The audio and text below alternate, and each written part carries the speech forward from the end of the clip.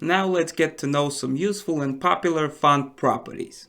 The first one is the font size. The font size can be specified by the absolute unit, which are pixels, or by the relative units like em, rem, or percentages. The em unit and percentages refer to the parent element, and the rem unit always refers to the main HTML element on our website. Remember that some elements have a specific font size already in the browser styles. For example, the H1 tag has a font size of 2em in the browser styles. If we do not change anything, by default it will be computed by the browser to 32 pixels, because the default font size for the main HTML element is 16 pixels. We as the developers usually override these values according to our needs.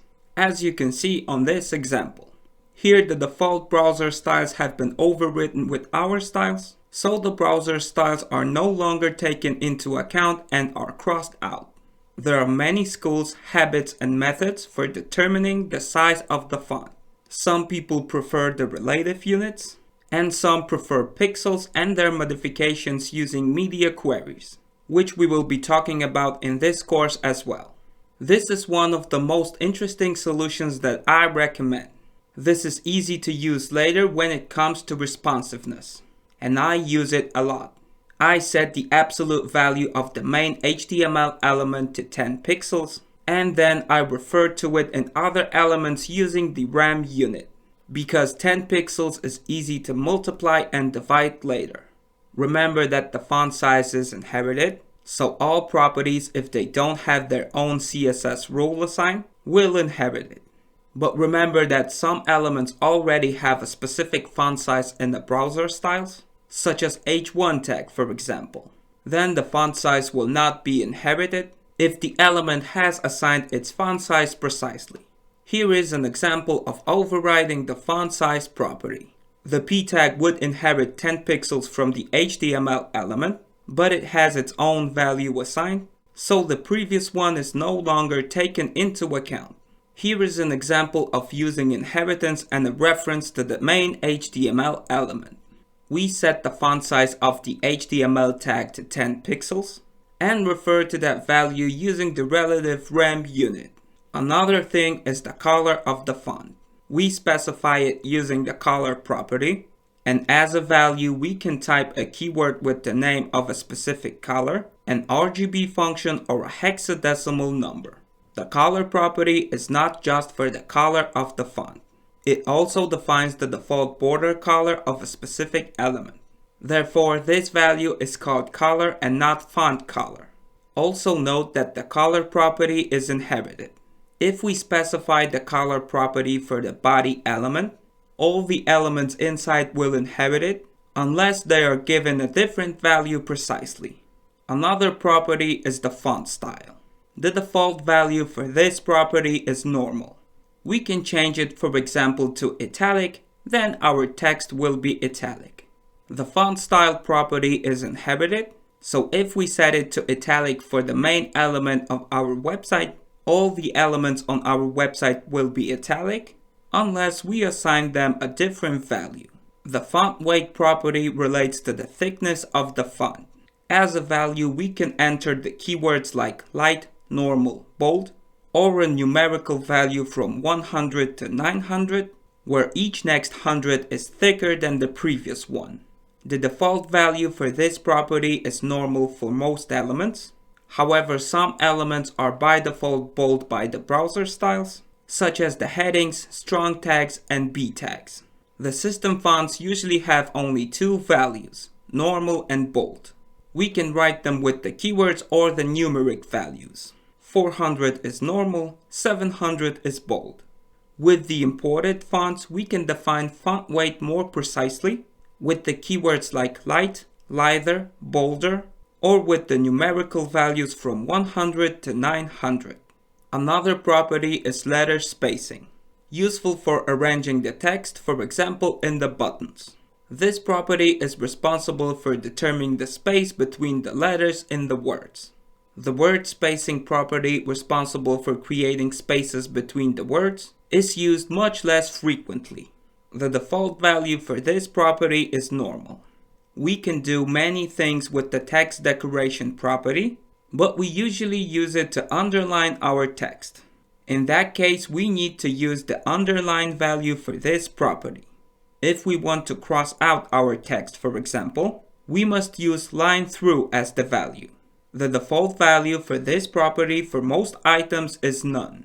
As you may know, the A tag is underlined by default. We can remove this underline by assigning the text decoration property to it with the value of none. In addition, using the pseudo class hover, which we will learn about later in this course, we can set the underline to appear only when the mouse hovers over this element. Now I will show you how this works in practice. I've prepared a simple document where I only place 2 hyperlinks, 2 A tags in our HTML structure. Now let's create a style tag in it.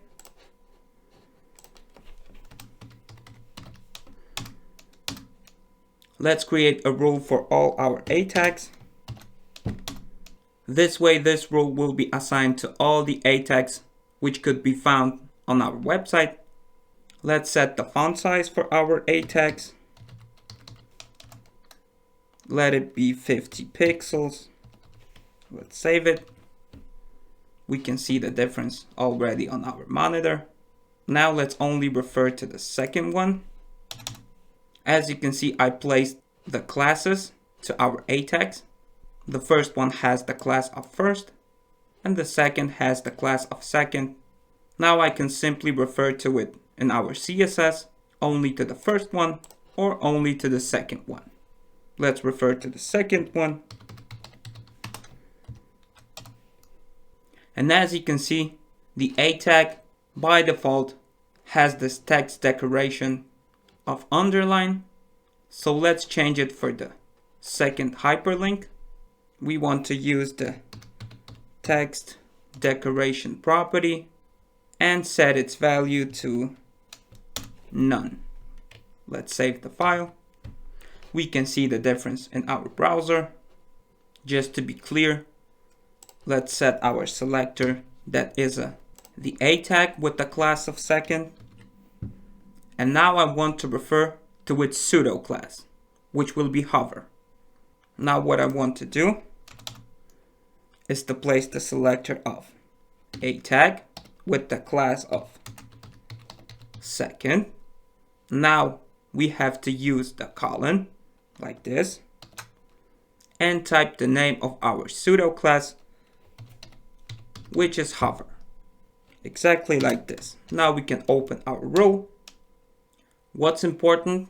You cannot place the space between the colon and the hover word, because that would be an error and it won't work. It has to be written exactly like this. And now let's set the text decoration to underline. And let's change its color to red, for example. Let's save our file. And again, what this pseudo class does, it assigns these properties with these values to a specific element only when we hover the mouse over this element. How this works in practice? Exactly like this. Now, if we hover our second hyperlink with the mouse, we can see its color is changing to red, and we can see the text decoration of underline, and it only appears when we hover our mouse over that element. If we stop hovering it, it disappears. It doesn't work with the first one because we didn't declare it in our CSS code. But with the second one, it works perfectly fine. Now let's change something in both our A tags. For example, color to 333. It would be almost black. Let's change the font family to Arial. And just in case, let's place sans serif quote, just like this. Let's save our file. We can see the difference already in our browser. And our hover pseudo class works perfectly fine as well. As we can see, we can change the text decoration to overline, for example. Now we can see the difference. The line is above our element and not under it. Or we can type line through. Now our element is crossed out when we hover on it.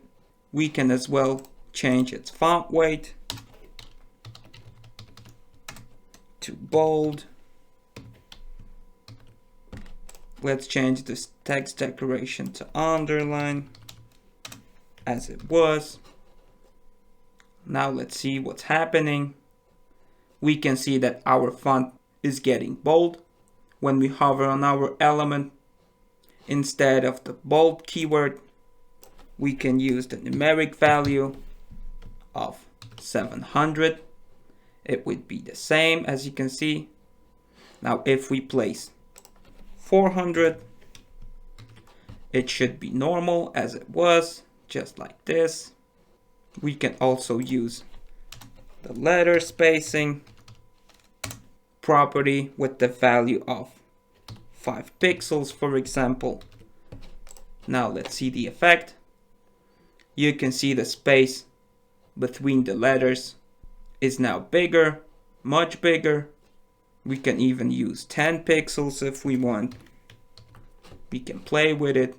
Now we can see that those spaces are even bigger, and we can play with it however we want.